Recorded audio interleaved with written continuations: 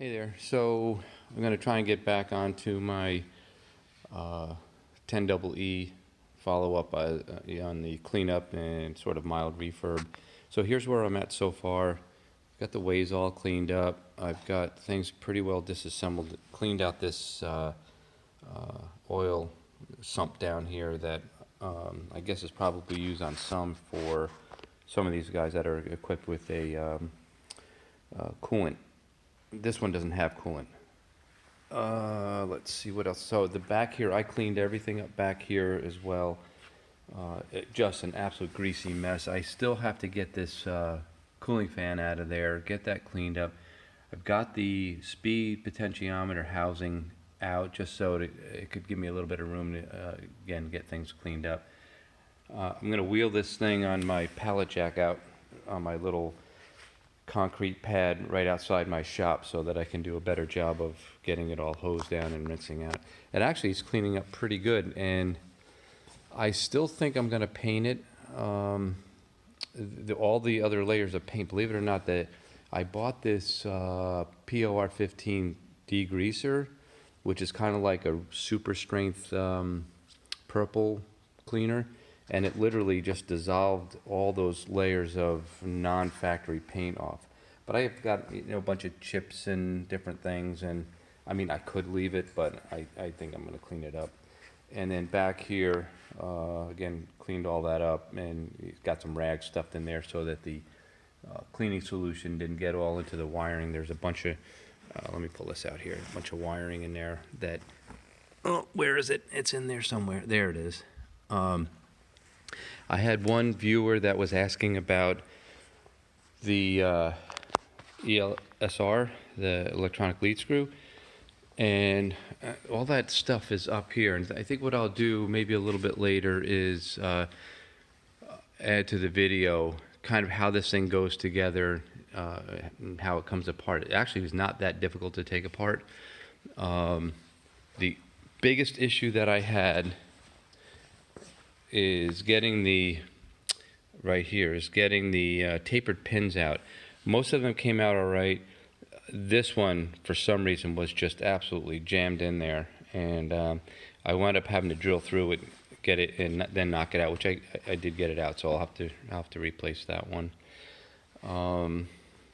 So that's kind of where we're at with this. What I think I was going to do is maybe do a quick sort of shop tour just to kind of give you an idea of what I've got going on in my shop. So I'll do that there.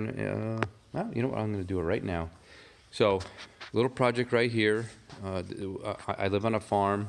It's called Four Ponds Farm, and we do pretty much horse boarding.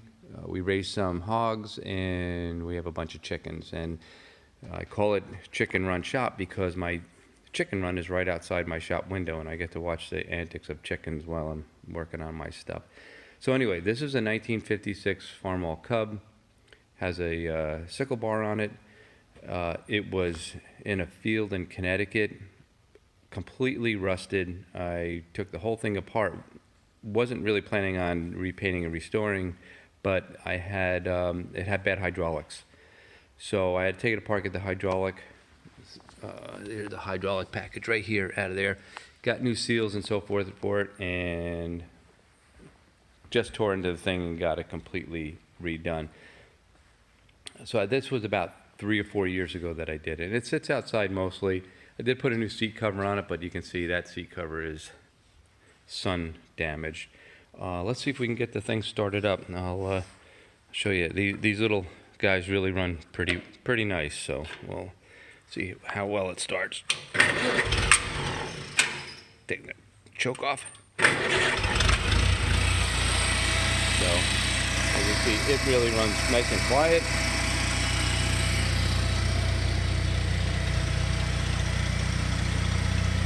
I love these old things. And you can see in there, where are we at? Good oil pressure. I just put a new carburetor on it. This carburetor was the old carburetor was a Chinese knockoff, and it leaked all the time, and then one of the little brass tubes inside just snapped off and was laying in the bottom. I bought another one, and this is another Chinese knockoff, but it's a different brand. It seemed a little bit better, so we'll see what happens. I did buy an original, I think it was a Zenith off of eBay, and I ordered a rebuild kit, so I'm going to rebuild that and put that on and see if I can't get a little bit more life out of it. So let's see, I'll show you what I have over here. So this is the apron for the 10EE. I think I showed that before. This is my Eastwood service cart, and I like this guy because you stick these heavy things up on top. It's got drain in there, and there's a catch basin underneath, so I can hose things down and scoot all the cleaning solvent down there, and then empty that. This has been a substantial project I've been working on, believe it or not, for 19 years. It's a 1947 Chevy pickup. It was an old potato flatbed, potato truck in eastern Long Island. I found it out there. I got 3 other cabs from different places and a frame, and just started the process of restoring. It was full of bullet holes. The whole bottom was rusted off. So there's a ton of body work in it, all replaced with steel. So there's obviously some Bondo in it to straighten panels, but it's been pretty much repaired. All MIG and TIG welded, no overlap joints. Everything was butt joint welded. The headlights, I Frenched those guys in with their, I want to say mid-50s Ford headlight rings right here. So that's welded here, and then hammer welded, and then I used the chrome from the I think they were repo chrome from one of the hot rod places. It's a aftermarket chrome grille. The engine, instead of going for a typical small block Chevy, you can see there it says Cadillac. So this is a 500 cubic inch Cadillac engine out of I think it was a Coupe de Ville. I bought a whole car and took what I wanted off of it. So I put a Edelbrock intake, an Edelbrock 650, I think it is, carb, a little small. It's got a reground cam that I got from Maximum Torque Specialty many years ago. I used the original exhaust manifolds, which I had ceramic coated. Put a vintage air AC system in, electric fan, Corvette brakes. The front clip, I cut the frame off and put a 1980 Chevy Malibu front clip in it, disc brakes, shaved door handles. The interior I also did. This is a Rod Doors seat, which I bought years ago. Rod Doors was a really clever company. They sold sort of do-it-yourself interior kits for street rods and hot rods. I think they're out of business now, unfortunately. I bought these PVC or ABS door panels that they sell different, or at the time they were selling like sort of different styles. So I bought that from them and then covered it with the same fabric. When I bought these seats, I ordered a ton of extra fabric. I also did the headliner with the same fabric. Gauges, these are TPI Tech gauges. I also think they're out of business now, and they've been really quirky gauges. Trying to get them to work right has been a challenge, but they do work right at this point. I see over there, that's the vintage air system, which works amazing. So learned a lot about auto AC doing this project. Running boards, aftermarket. The bed is from Mark K, which is in the Midwest, Oklahoma, I think. These are aftermarket rear fenders. Again, they're steel, they're not fiberglass.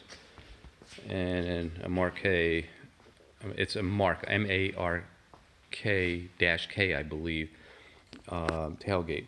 I did a roll pan. I Frenched in some Pontiac LED taillights, and then there's a dual exhaust with some tips. You're seeing kind of the gas tank hanging down below there. My fuel filler is right there. The bed is red oak that we milled up in a local sawmill and dried it out, and it came out pretty nice. So anyway, that's a project I've been working on for 19 years, believe it or not, and it's just finally done, and I've got about 100 miles on it, and works great. I did paint it myself in my sort of makeshift paint booth. It is a color called PPG Copperhead. I saw it on a TV show. I think it was called Trucks at the time. This guy named Stacy David, he had painted a 70s C10 Chevy pickup, and I like the color, so that's what I went with. All right, so we'll move around a little bit more. So again, that's my 10EE. This is my next 10EE with a 30-inch bed. That's going to get a refurb at some point, but I'm probably going to sell that one. And when I do, I'll put that up on YouTube. This is my woodworking station. I'm not a huge woodworker, but I had equipment scattered all over the place, so I did one of these table saw set up with an outfeed table, a router table. This is a flip top kind of deal for my chop saw, and this is a flip top deal for my planer. Added some drawers, and so it's just all 4x4s, 2x6s, and I painted all this stuff with just some house paint. All right, so we'll get over to the machine shop area. So this right here is my Enco. I believe it is a, what is it? Oh, it's a 13x40 right there. I bought it new about 10 years ago, thereabouts. I can't remember the exact date. I put a quick change tool post on it, a BXA. Found those guys. Some guy on YouTube recommended them, the holders for the quick change tool holders, and they're great. I put a RPM setup on it, which reads, where are you? Right there. It reads the light and dark spots with this little pickup. The reason why I did that is this chart right here for motor speed was printed out in a parallel universe and has absolutely no bearing on the actual speed. So this setup, now I can actually dial the speeds in. You know, it's a halfway decent lathe. I've done a lot of work on it. I've got some quality parts out of it, but it's not the nicest lathe to use. Things just, you know, they're stiff in some areas, loose in other areas. There's no oiling up here other than, you know, whatever way oil you squirt on, which I think is typical for these things. But it's okay. It does the job. There's my material storage, just all kinds of odds and ends of things that I pick up. You know, as all of the hobbyist machinists do, they scrounge around for drops and so forth. I got a bunch up here, some nice chunks. Found that at a yard sale, believe it or not, and it's actually a pretty good dividing head. So this right here is my Bridgeport. I put an Accurite DRO on it. It did have a DRO before, which was an older Accurite, and it was the red LEDs, and the scales were okay, but the unit itself had display problems. So I just changed the whole thing, put new scales, and what you see back here, and I got a collet rack that came with it. I had about 4 or 5 mid-50s DeSoto Hemi engines, and I was in a conversation with a guy who was looking for some of those he was making some rat rods, so he wanted some old Hemi engine. So I traded a couple of those engines for this Bridgeport, and it's in great shape. You see the ways there. Everything works. It looks like it was really well taken care of. The table's kind of covered up, but there's absolutely no drill marks or screw ups there, which is great. Right here is a Kurt vise. You see it's a DX6 crossover. I really had a hard time writing the check to buy that thing, but I probably had 3 or 4 import vices, and I didn't realize at the time, because I was kind of really learning the machining work, why I couldn't get parts square and true. And I checked everything, trammed the head a million times, and I would still have a 2-inch block that was off 3 or 4 thousandths out of square. And finally I realized that by measuring the vise, every one of those vices were no good. They clamp parts, but the accuracy of the grinds were just horrible. So I bought this Kurt, and it's been an absolute dream to use. It is very, very accurate.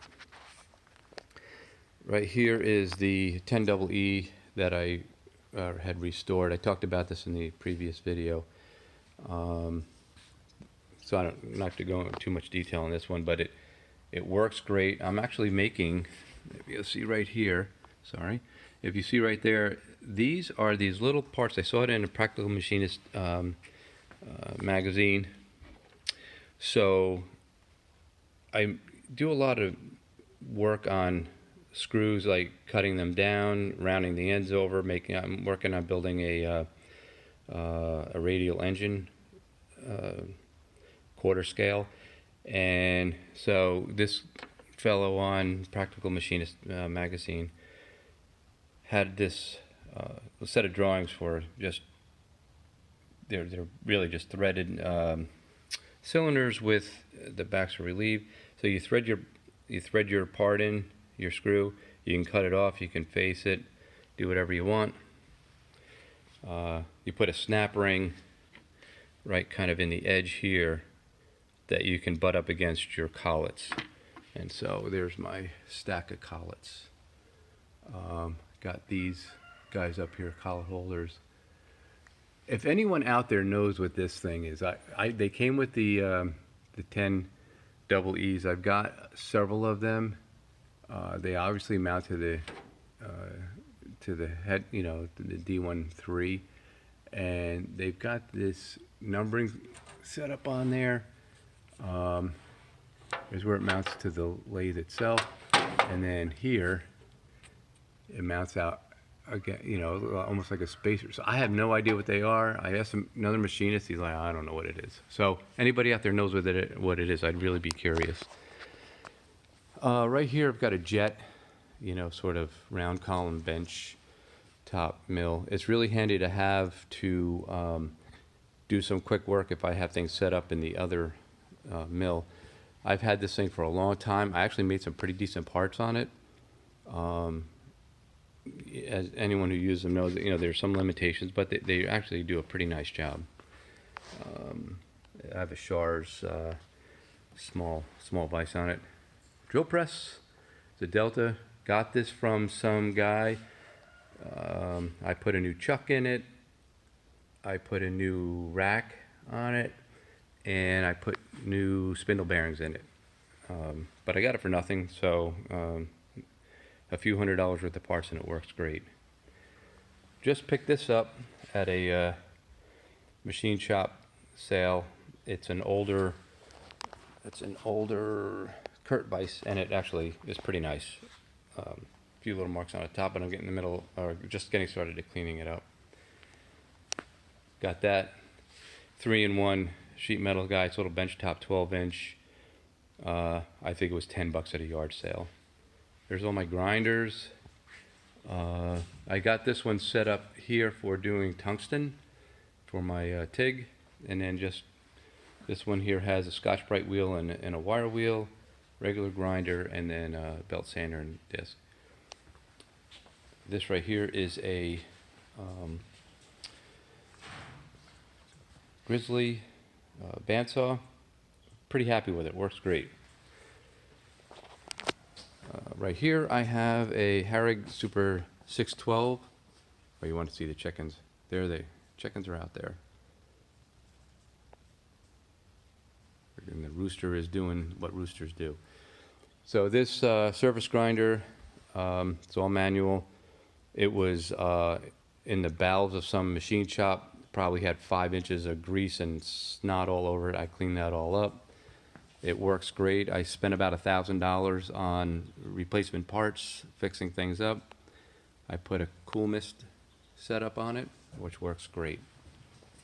Here's my little welding station. Little piece of artwork that my wife is asking me to fix. Welding equipment is a Synchro-Wave 200 TIG machine, a Miller AutoSet 212. I've got a 110 Lincoln MIG, and then I've got this Thunder Miller Plasma, which I highly don't recommend. It's a pain in the neck. It has a built-in compressor, and it's very finicky, so I wouldn't recommend it. And then over here, engine crane. So right here is my Harbor Freight 20-ton press that everyone has, and there's a million videos on improving them. So I found this video. Dudley Toolwright was the guy's name, and he had some really interesting upgrades for this. So I did basically all the upgrades that he did and added a couple. I really like what he did. So this right here I added from an old 20-ton jack that I had. I built a new cross piece here, had a sheet metal shop form me up these guys are much bigger and stronger than what came from the factory. I put a boat winch to raise and lower the table. I pinned the plates so that they don't come off. Made a little hand knob for that. And I put the air over hydraulic jack in it. I also changed the bottom angles. I put beefier angles on there, raised it up on some wheels because the whole thing was just a little bit too low to the ground, so I needed to get it better, you know, just ergonomically better position.